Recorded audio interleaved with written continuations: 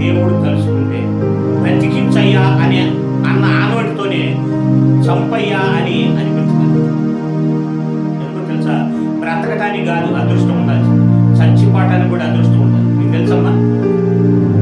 చచ్చిపోవాలన్న అదృష్టం ఉండాలి. గవర్నమెంట్ హాస్పిటల్లో ఎంత భయంకరమైన పరిస్థితుల్లో ఉంటారో తెలుసా?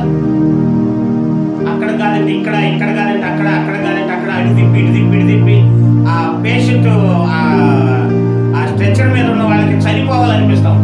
వీళ్ళు కూడా ఏమనిపిస్తుంది తెలుసా? వీళ్ళు చనిపోతే నన్నా బాగుంటుంది మన మనశ్శాంతిగా.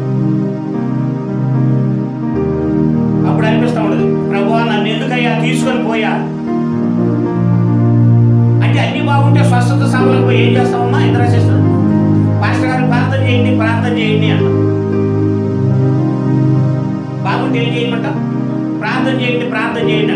అదే స్ట్రెచర్ మీద పడుకొని జనాలను ఇబ్బంది పెడతా ఉంటే ఇక నేను ఎందుకయ్యా అంటే. అనుభవిస్తేనేమో బ్రతకాలని కోరిక, అనుభవించే స్థితి లేకపోతే నన్ను తీసుకొని పోయా